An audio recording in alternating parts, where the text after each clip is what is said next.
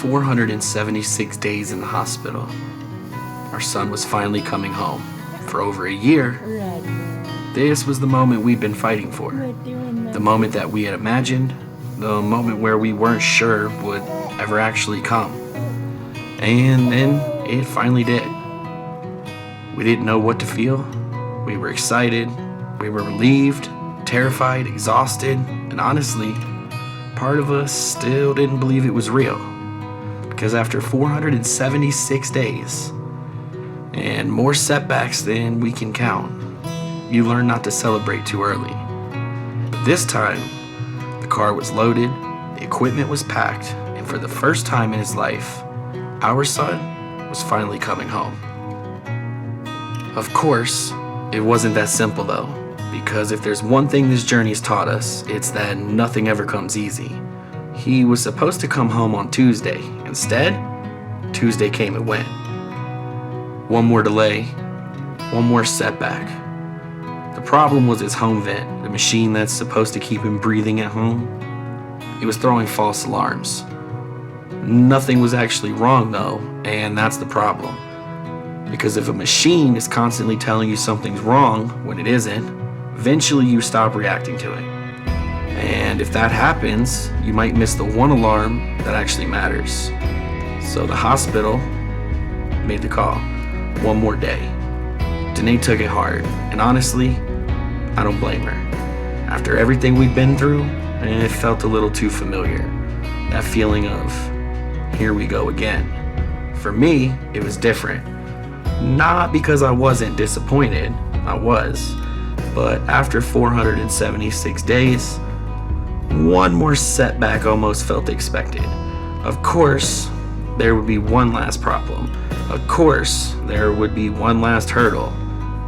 The difference this time was we knew what the problem was, and we knew we'd have an answer soon. So instead of wondering if he was coming home, we were just waiting to find out if that would be Wednesday instead of Tuesday. After 476 days in the hospital, one extra day shouldn't feel like much, but somehow it felt like forever. Wednesday finally came, and this time he was actually leaving. Not for another surgery, not for another procedure, not for another hospital, for home. The nurses gathered together before he left. They gave us a book filled with messages, signatures from people who had spent over a year helping keep our son alive, people who had become a part of our family story. Now, as for how me and Danae felt, honestly, I don't know if anybody really knew. Excited, relieved, exhausted, probably all of it at once. For me, I wasn't there for the drive home. I was at home, still moving, still working, still trying to finish everything before they got there. Last minute changes, last minute preparations, making sure everything was ready. Because after spending 476 days waiting for this moment, I wasn't about to be the reason we weren't ready for it. The entire day felt like that. Moving, working, fixing things, trying not to think too much about what was happening because I didn't really have time to. And then I got the message. They were officially on their way home. And somehow, that was the moment it finally became real. Not the discharge date, not the paperwork, not the meetings, that message. They're on their way. After 476 days, our son was finally coming home. And then I saw the van pull into the driveway. The moment we'd spent 476 days waiting for was finally here.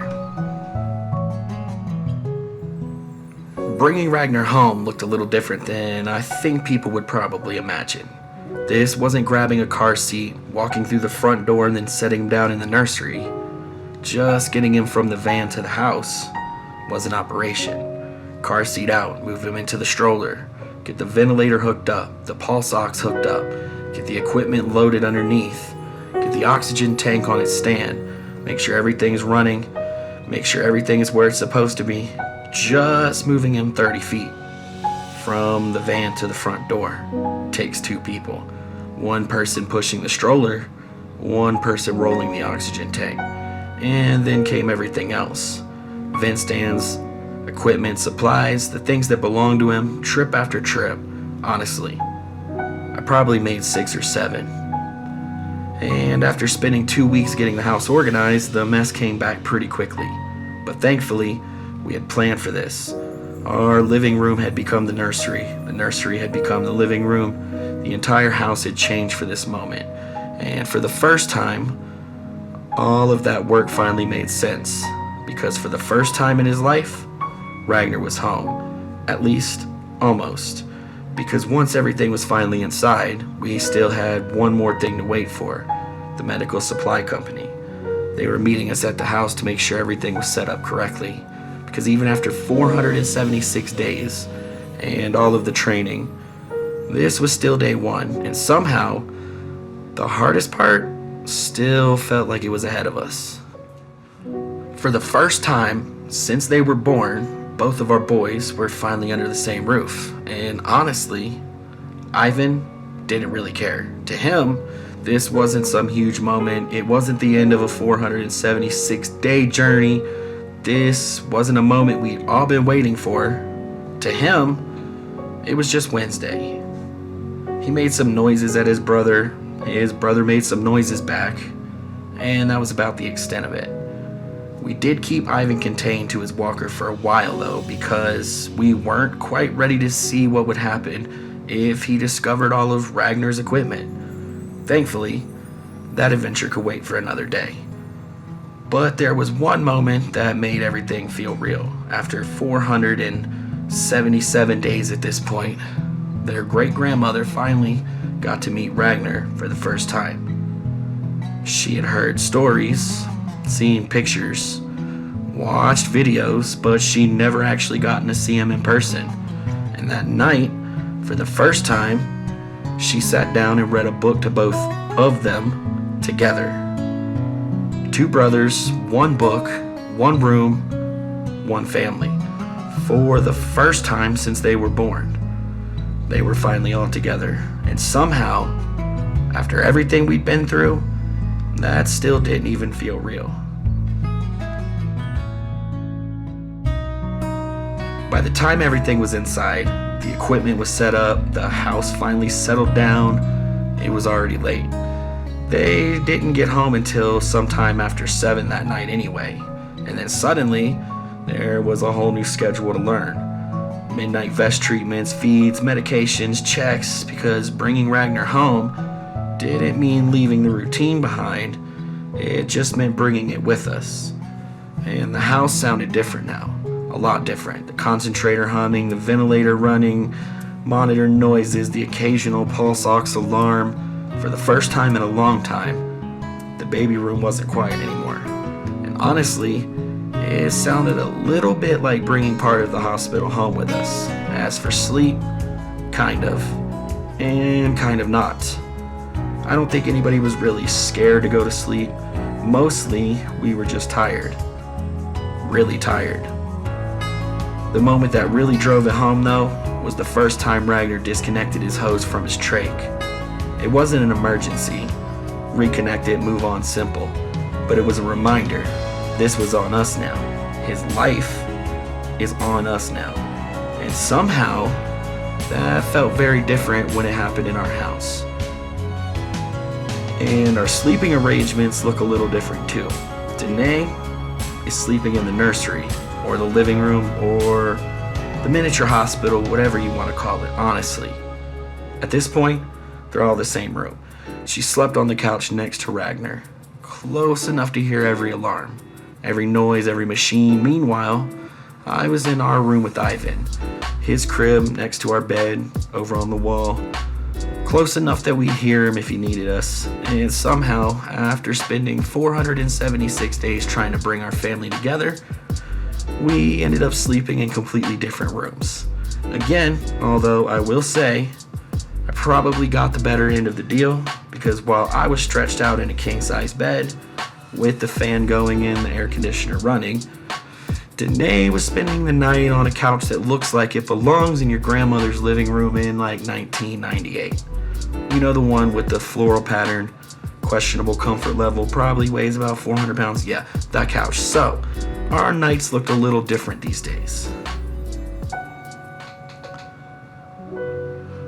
For 4 days, our family was finally together. For 4 days. Both of our boys slept under the same roof. For 4 days, things were normal, at least as normal as our lives get. On Saturday, we decided to do a test run, a controlled trip to Denver. No appointments, no deadlines, no pressure, just an opportunity to learn. How long loading the car takes, how much oxygen we use, where we would need to stop, what life was realistically going to look like now. And honestly, everything went perfect. The drive went well, the trip went well. We bought Ragnar some clothes. I picked up something I needed. We even bought a new couch. Because if Danae was going to be sleeping on one, we figured she deserved one that wasn't older than most of the people we know are. We got home. Everything was fine. 20 minutes later, everything was not fine. And not slowly. Not one of those situations where things get worse over time. 1 second, everything normal. The next, we were in a real medical emergency. The kind of emergency that you'll never forget. The kind of emergency that changes everything. And after 476 days fighting to bring our son home, we found ourselves fighting for him all over again.